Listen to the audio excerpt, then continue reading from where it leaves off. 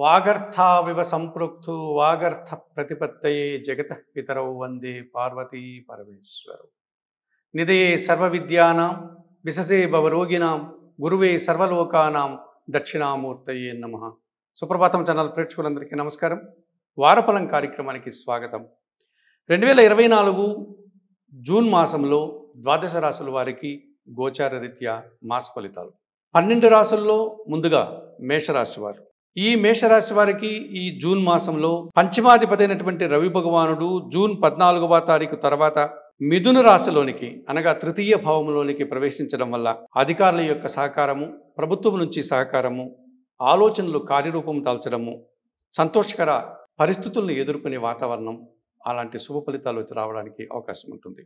తృతీయ షష్టాధిపతి అయినటువంటి బుధుడు జూన్ 14 వరకు వృషభ రాశిలో అనగా ద్వితీయ భావంలో సంచరించడం వల్ల పోటీ ప్రపంచంలో విజయాలు అందుకుంటారు.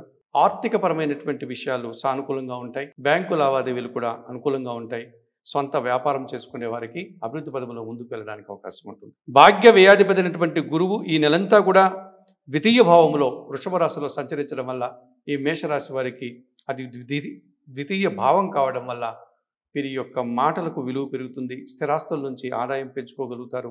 వృత్తి, ఉద్యోగ, వ్యాపార, వ్యవసాయ రంగంలో పనిచేసే వారికి ధనలాభము, అభివృద్ధి, మంచి పేరు ప్రఖ్యాతులు రావడానికి అవకాశం ఉంటుంది. ద్వితీయ సప్తమాధిపతి అయినటువంటి శుక్రుడు ద్వితీయ భావంలోనూ తృతీయ భావంలోనూ ఈ జూన్ మాసం అంతా కూడా సంచరించడం వల్ల స్త్రీజన సహకారం బాగా ఉంటుంది. కుటుంబంలో సుఖశాంతులు, శుభకార్యాల ప్రస్తావన, ఇలాంటి శుభకార్యాలు జరగడానికి అవకాశం కనిపిస్తుంది. దశమ లాభాధిపతి అయినటువంటి శని భగవానుడు లాభములో కుంభరాశిలో సంచరించడం వల్ల ఈ మేషరాశి వారికి వృత్తి, ఉద్యోగ, వ్యాపారాల్లో వీరు చేసేటువంటి పనికి, వీరు చేసేటువంటి కార్యక్రమాలకు మంచి గుర్తింపు లభిస్తుంది. అధికారుల అభినందనలు అందుకుంటారు. ఆదాయాన్ని కూడా పొందడానికి అవకాశం కనిపిస్తుంది.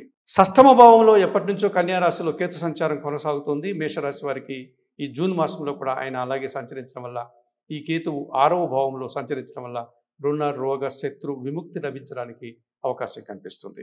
ఈ రకంగా మేషరాశి వారికి 2024 జూన్ మాసంలో రవి భగవానుడు, బుధుడు, గురువు, శుక్రుడు, శని, కేతువు 6 గ్రహాలు సానుకూలంగా సంచరిస్తున్నాయి.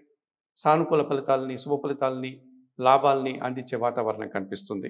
మరి జూన్ మాసంలో ప్రతికూలంగా సంచరించేటువంటి గ్రహాలు ఏవైనా ఉన్నాయా మేషరాశి వారికి అని కనుక పరిశీలిస్తే ఇందులో ప్రధానంగా జన్మరాశ్యాధిపతి, అష్టమాధిపతి అయినటువంటి కుజుడు ఈ జూన్ మాసం అంతా కూడా మేషరాశిలో సంచరించడం వల్ల వీరికి అనవసరమైనటువంటి ఒక అనాలోచితమైన కార్యక్రమాలు కానీ లేకపోతే అస్పష్టమైనటువంటి కార్యక్రమాలు చేయడం వల్ల కాస్త ఇబ్బందులు కొని తెచ్చుకునే వాతావరణం కనిపిస్తుంది. ఆకస్మికమైనటువంటి ప్రయాణాల్లో చిన్న చిన్న ఆటంకాలు ఏర్పడేటువంటి పరిస్థితి కనిపిస్తుంది. భూముల నుంచి కానీ వాహనాల నుంచి కానీ కాస్త వ్యతిరేక ఫలితాలు రావడానికి అవకాశం ఉంటుంది. అలాగే వ్యయంలో ఎప్పటి నుంచో మీనరాశిలో రాహు సంచారం కొనసాగుతుంది. ఈ మీనరాశిలో రాహు సంచారం కొనసాగడం వల్ల మేషరాశి వారికి దుబారా ఆలోచనలు, దుబారా ఖర్చులు రావడానికి అవకాశం ఉంటుంది.